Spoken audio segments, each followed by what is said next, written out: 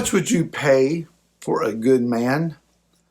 One who knows how to labor, one who has skills, one who has abilities? How much would you pay for a loser? Someone who just never seems to get it right. How much are you willing to invest? Hi, this is Barry Phillips with 10-Minute Torah, day number 5 for the Torah portion, Bahar. Before I get into today's Torah portion, I want to do something at the beginning that I normally do at the end. And that is to say Shabbat Shalom to you. A lot of times I'm running out of time and I just squeeze this in. Today I want to take enough time just to say, I mean this. May you have a meaningful encounter with your King, with your Redeemer, this Shabbat. As the sun goes down, as you step into this place called Shabbat, may you indeed, you and yours, find rest, find shalom, find wholeness and completeness. The rabbis talk about how that there is an increased capacity in your soul to learn and to gain understanding on Shabbat. May you experience that.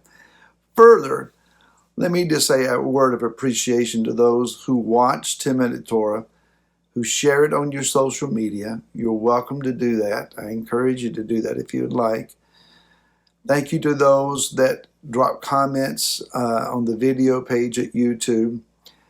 And if you would like to drop a more personal line, a more non-public line, you can reach me, at Remnant of Israel, YISRAEL, remnantofisrael.com. And there's a place there for you to send an email. And I appreciate hearing from you. I love doing so, and I really appreciate the opportunity I've had to meet some of you in public and some gatherings and so forth. Thank you for supporting and prayers for 10-Minute Torah. Now, to the Torah portion. Excuse me. It says in Vayikra, Leviticus chapter number 25, verse 39, when your brother who dwells by you becomes poor and sells himself to you, do not make him serve as a slave, but as a hired servant. As a settler, he is with you and serves with you unto the year of Yovel. And then he shall leave you, he and his children with him, and shall return to his own clan, even return to the possession of his fathers, for they are my servants. Yah says, these are my servants, whom I brought out of the land of Mitzrayim. They are not to be sold as slaves. Do not rule over him with harshness, that you shall fear your Elohim.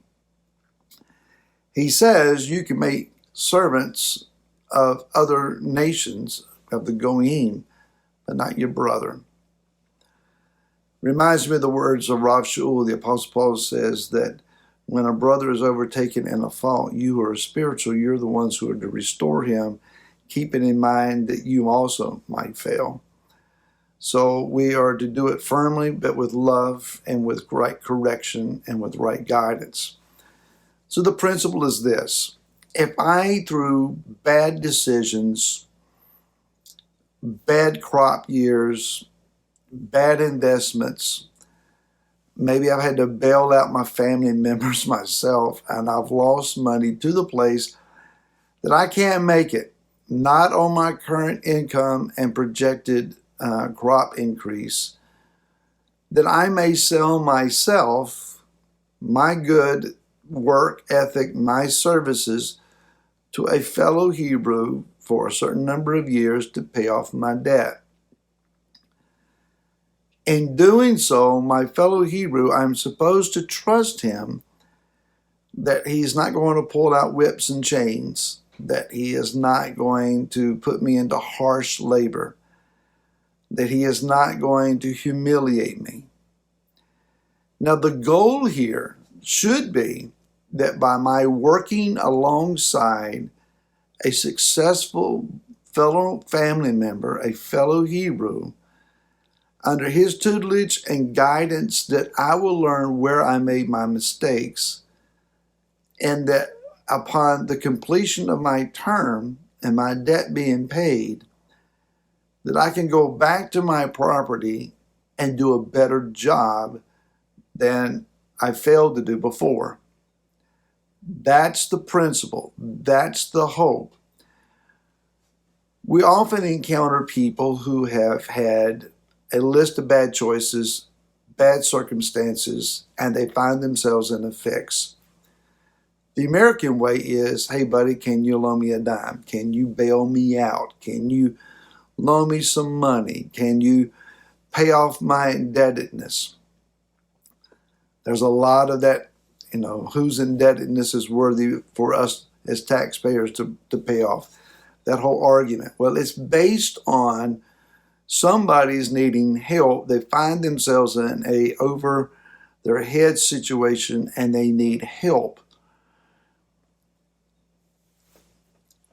Again, the American response has been, you got yourself into this. You need to figure out how to get yourself out of it.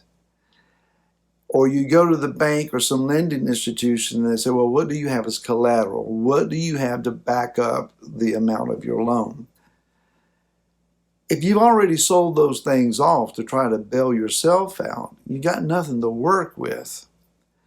Financial mismanagement is one of the most common means of finding ourselves in servitude. We apply for another credit card, we get one, and we max it out. And then we struggle to make even the minimum required payments. That just seems to be our culture. Yah says, don't do that. Act responsibly. Live within your means. And if your means are small, you have to live small until you can get out of those small means and increase them. The other side of that is if someone comes to us for help, if we're able to help them, we should try to do so. There is a big word there, if. No one says that you need to sacrifice yourself and all that you have to try to help someone who has no life skills to get beyond where you're bailing them out from. The goal is that someone should come alongside. I will help you, provided that we work together on your debt and the reasons of your debt, and that you were willing to be a student and learn. And that's the financial side. The spiritual side also applies.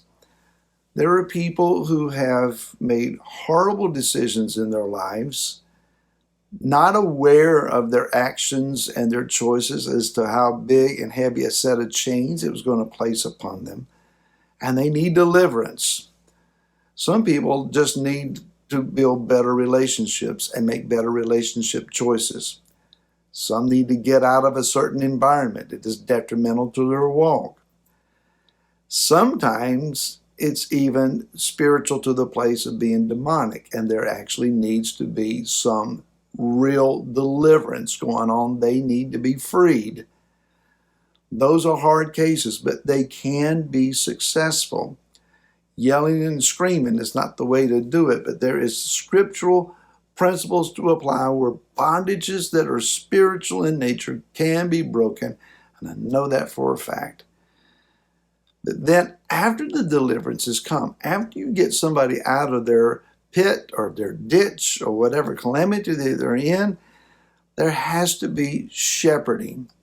Someone coming alongside and giving to them systematic understanding of the text and the scriptures and the word of the Torah, the reality of Messiah Yeshua, the infilling of the Spirit, to allow them to spiritually get to a place where they're stable, secure, and standing on their own feet.